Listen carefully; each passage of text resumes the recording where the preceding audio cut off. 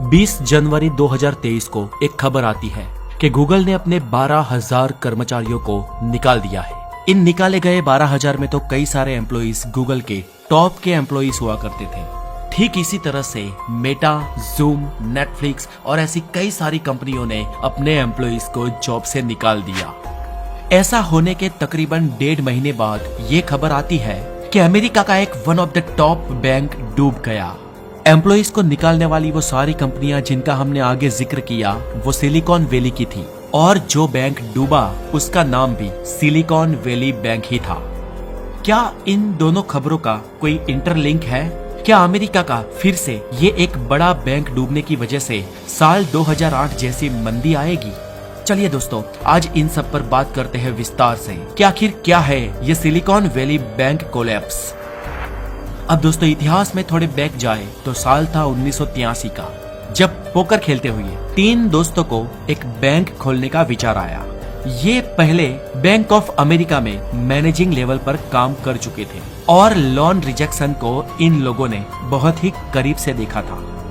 अब इस बैंक खोलने का बेसिक आइडिया ये था कि जिन लोगों को बैंक से लोन नहीं मिलता है उन लोगों को 2-3% ज्यादा इंटरेस्ट रेट देने में कोई समस्या नहीं होती, तो क्यों ना एक ऐसा बैंक बनाया जाए जिनमें लोन लेने के थोड़े नियम और कायदे कानून इजी हो, ताकि बहुत सारे लोगों को और स्टार्टअप्स को भी लोन आसानी से मिल सके। और इसी आइडिया के आधार पर साल 1983 में अमेरिका में एक बैंक खोला जाता है जिसका नाम था द सिलिकॉन वैली बैंक। शुरुआत में ये बैंक 100 इन्वेस्टर्स के साथ चल रहा था, लेकिन आगे चलकर साल 1986 में इस बैंक को नेशनल इंटरसिटी बैंक कॉरपोरेशन के साथ मर्ज कर दिया गया और इसके अगले 10 सालों तक ये बैंक ठीक ठाक चलता रहा। ये बैंक अमेरिका में लोगों की प्रॉपर्टी या जमीनों के बदले उन्हें लोन दिया करता था और शुरुआती 10 सालों तक इसकी इनकम ऐसे ही होती रही। ये बैंक तब चल तो रहा था, लेकिन अभी तक ये बैंक इतना बड़ा नहीं हुआ था कि वो दुनिया की इकोनॉमी को ही हिला कर रख दे। लेकिन दोस्तों ऐसे करते करते 10 साल और बीते और साल आता है साल 1998 का, जब .com बबल ब्लस्ट हुआ था। आप में से कई सारे लोगों ने .com बबल का नाम तो सुना होगा, लेकिन अधिकतर को ये मालूम नहीं होगा कि आखिर ये किस चिड़िया का नाम था। तो दरअसल उस समय अमेरिका में या यूं कहें तो दुनिया में ही .com पर आधारित बहुत सारी कंपनियां खुली थी, यानी कि .com पर आधारित बहुत सारे स्टार्टअप शुरू हुए थे।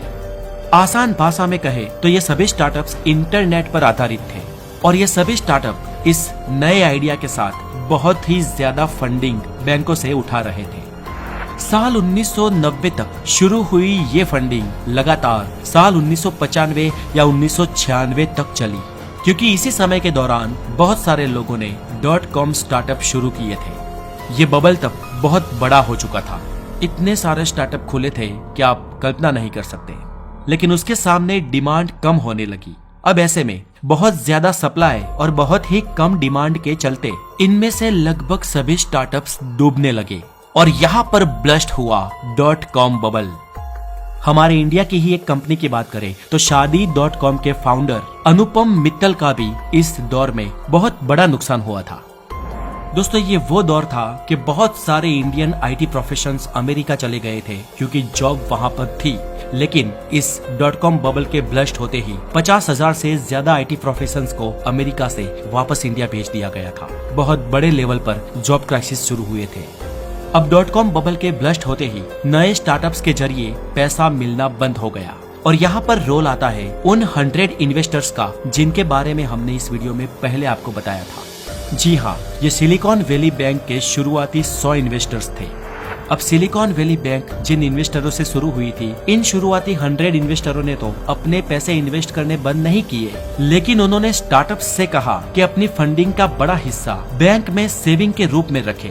और इस लिंक से इस तरह से बड़े बड़े स्टार्टअप्स सिलिकॉन वैली बैंक से जुड़ते गए और एक समय ऐसा आया कि सिलिकॉन वैली नए स्टार्टअप्स का बैंक बन गया। इसकी पॉपुलैरिटी भी इतनी बड़ी और इस बैंक का कद भी उतना बड़ा। तब से लेकर सालों तक सिलिकॉन वैली बैंक स्टार्टअप्स को लोन देने लगा और अमेरिका में इतने सालों में बहुत सारे स्टार्टअप बने। दोस्तों अब हम लौटेंगे साल 2022 में। इस साल तक ये सिलिकॉन वैली बैंक अमेरिका की सिलिकॉन वैली जितना ही बड़ा बन चुका था। इतने समय में इस बैंक से बहुत बड़े बड़े स्टार्टअप जुड़ चुके थे और इनमें से कई सारे स्टार्टअप्स तो ऐसे थे जो बहुत बड़ी, बहुत ही शक्तिशाली और बहुत दिग्गज कंपनियां बन चुकी थी। इस बैंक में अमेरिका के सबसे बड़े स्टार्टअप यानी कि गूगल, मेटा और नेटफ्लिक्स के पैसे भी मौजूद है।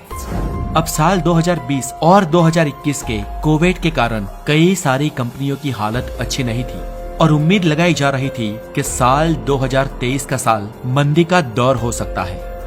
आसान भाषा में कहा जाए तो मंदी एक ऐसी सड़क है जिस पर कोई भी फ्यूल स्टेशन नहीं है। जिस कंपनियों की टंकी बड़ी है और जिनके पास पर्याप्त फ्यूल है वो इस सड़क को पार कर जाएगी। अब ये SVB यानी कि सिलिकॉन वैली बैंक इन कई सारे स्टार्टअप्स का बहुत बड़ा ईंधन जला चुकी थी। अगर बात करें बैंक की वैल्यूएशन की तो इस बैंक ने पिछले 40 सालों में अपनी वैल्यू को कई 100 बिलियन डॉलर तक का कर लिया था। और जैसे कि आपको पता है कि इसमें कई सारी दिग्गज कंपनियों का पैसा भी शामिल था। और वैसे तो सिलिकॉन वैली बैंक का सूरज यूं ही चमकता रहता, लेकिन समस्या शुरू होती है कोविड के कारण।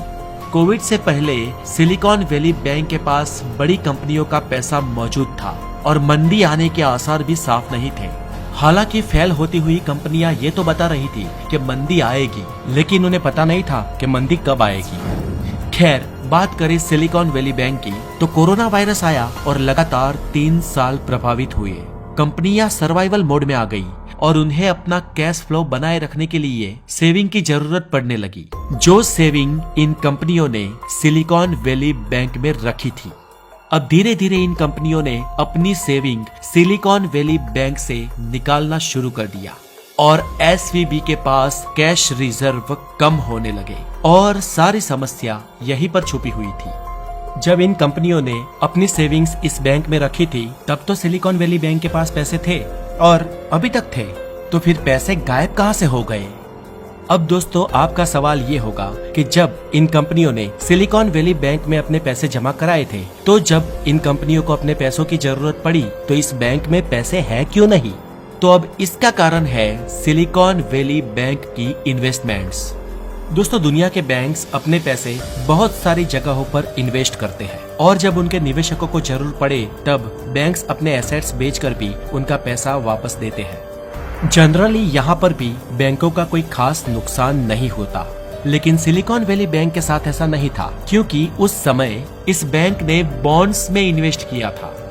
शेयर मार्केट में अपना पोर्टफोलियो बनाने वाले लोग ये जानते होंगे कि बॉन्ड्स कुछ इस तरह के होते हैं जिन पर कई लंबे समय तक निवेश किया जाए तभी वो फायदा देते हैं, वरना नुकसान भी हो सकता है। अब सिलिकॉन वैली में जब लोग उनका पैसा लेने आ गए तब इस बैंक को ये नुकसान भी उठाना पड़ा और नुकसान उठाते उठाते नौबत ये आ गई कि इस बैंक के सारे बॉन्ड्स खत्म हो गए। और अब हालत ये बनी कि ऑन पेपर तो उनके पास पैसा जमा थे, लेकिन दरअसल वास्तव में बैंक के पास पैसे ही नहीं थे, उनकी तिजोरियां ही खाली थी।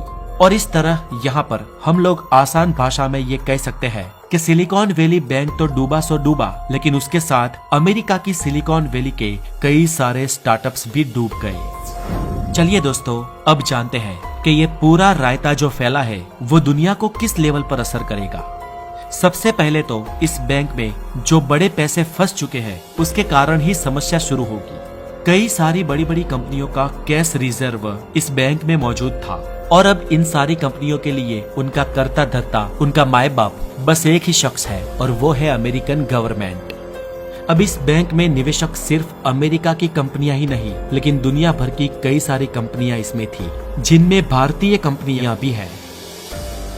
तो दोस्तों, अब आगे क्या होगा? क्या इन कंपनियों का पैसा हमेशा के लिए डूब जाएगा और क्या इनके कारण दुनिया की अर्थव्यवस्था पर कोई बड़ा फर्क पड़ेगा? अगर डूबते हुए पैसे की बात करें तो सिलिकॉन वैली आज सेल पे लगा हुआ है और उसे कुछ बहुत बड़े लोगों में से कोई खरीदार भी मिल जाएगा। लेकिन ओवरऑल लोन और क्रेडिट्स की बात करें तो समस्या यहाँ पर खत्म नहीं होती है। अभी इस बैंक के करीबन 209 बिलियन डॉलर के एसेट्स और 175.4 बिलियन डॉलर के डिपॉजिट्स ऑन पेपर तो मौजूद है। इंडिया में भी कुछ ऐसे ही डूबते हुए बैंकों का एग्जाम्पल हमने देखा है। हालांकि RBI की तरफ से इन बैंकों को बचा लिया गया था, लेकिन यहाँ पर दिक्कत यह है कि अमेरिका की सरकार चाहकर भी इस बैंक के डिपॉजिटर्स को बचा नहीं सकती है, क्योंकि लायबिलिटी बहुत ही ज्यादा है। इंडिया में वो बैंक बचे हैं जो बहुत ही छोटे थे, लेकिन सिलिकॉन वैली बैंक बहुत ही बड़ी हुआ करती थी और इसलिए यहाँ पर कुछ खास नहीं हो सकता। लेकिन अमेरिकन गवर्नमेंट ने ये कहा है कि इसका फर्क लोगों पर पड़ने दिया नहीं जाएगा और डिपोजिटर्स को धीरे धीरे उनके पैसे लौटाए जाएंगे। लेकिन ये काम कब तक होगा, इसका आइडिया तो खुद अमेरिकन गवर्नमेंट के पास भी नहीं है। और अब अगर बात करें वर्ल्ड इकोनॉमी की, तो इस बैंक के कोलैप्शन के कारण विश्व में मंदी भी आ सकती है। अभी के समय तो जहां तक देखा जाए मंदी के कोई आसार नजर नहीं आ रहे हैं। इसका पहला रीजन तो ये है कि अमेरिका की गवर्नमेंट ने ये वादा तो कर दिया है कि डिपोजिटर्स को उनके पैसे मिल जाएंगे, और दूसरा कारण ये है कि इसका कोई आम कस्टमर्स पर या अमेरिका के आम नागरिकों पर असर ना होना, क्योंकि सिलिकॉन वैली बैंक के डिपोजिटर ज्यादातर स्टार्टअप्स और कंपनियां हैं। अगर कस्टमर्स पर डायरेक्ट असर हुआ होता तो तुरंत मंदी के असर नजर आ जाते, लेकिन क्योंकि यहाँ पर घुमा फिरा कर बात हो रही है, इसलिए अभी तो कुछ कह नहीं सकते। अब ऐसे हालात में अगर अमेरिकन सरकार पलट जाती है या वो किसी हालात में अपना वायदा पूरा नहीं कर सकती है, तो $200 बिलियन की इस एसेट को रिकवर न कर पाने की समस्या खड़ी हो सकती है। अब आखिर में बात करते हैं कि ये सब आखिर किसकी गलती से हुआ। और हम सबको पता है कि इतने बड़े लेवल पर जब गलतियों की बात की जाए तो एक नहीं लेकिन बहुत सारे फैक्टर्स निकलकर सामने आते हैं। सिलिकॉन वैली बैंक को बनाने का आइडिया शानदार था, क्योंकि अक्सर आम बैंकें स्टार्टअप्स की जरूरतों को नहीं समझ पाती है, और अगर ये सब सामान्य समय में होता तो हो सकता था कि उन बॉन्ड्स के खरीदने के कारण बैंक की सेहत पर कोई खास असर नहीं पड़ता। लेकिन कोविड के कारण चीजें प्रॉब्लमेटिक हो गई और बैंकों में डिपोजिटर्स की एक साथ कैश निकालने की खराब टाइमिंग के कारण ये समस्या खड़ी हुई।